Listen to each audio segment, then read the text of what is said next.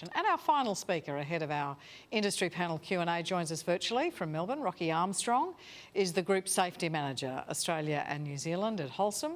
He's here to introduce you to a fantastic new resource available for everyone to use, the Wholesome Best Practice Resource Library. Tell us all about it, Rocky Armstrong. Thanks, Alan, and thanks for having me, everyone.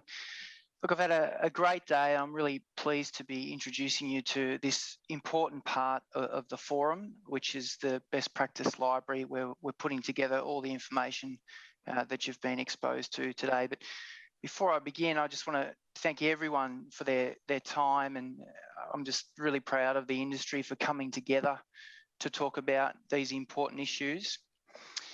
The Best Practice Library.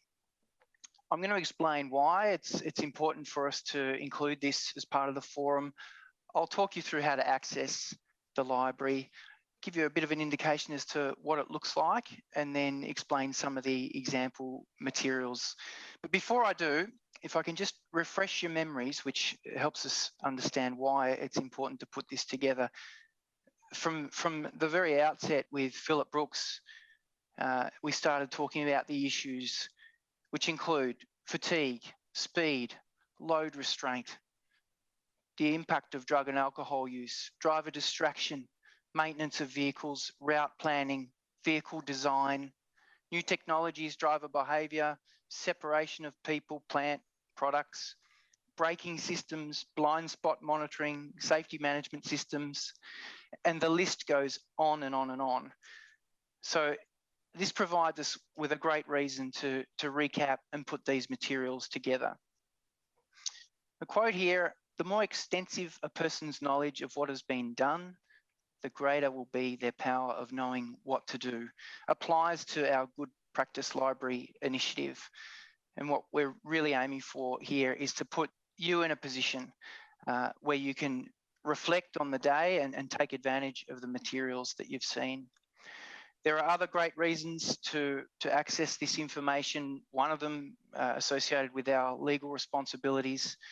As many of you would know, we've got an obligation to share our state of knowledge, and this includes not only what a person knows, but also what we reasonably ought to know about the hazard or risk. And when I think of the list that I've just read out, to get your head around all of these things is a great challenge for any one person, and that's why it's so important that we come together to share it. But there are other good reasons to have a best practice library. It hopefully puts our leaders in a position where we're better equipped to engage and consult with our people, better equipped to lead our organisations and achieve the safe outcomes that we're after. And for the safety professionals that have attended the forum, obviously this information is invaluable as we guide our organisations towards safer practices.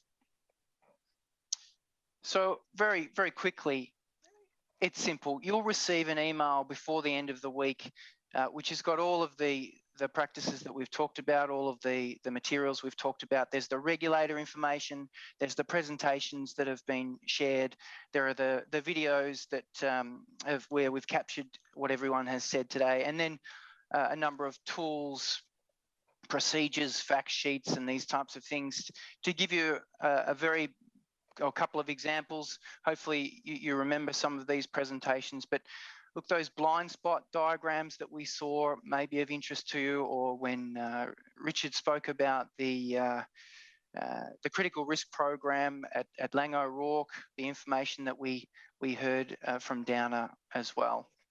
Hopefully these things put you in a position where you're able to better manage the risk associated with vehicle and pedestrian interaction.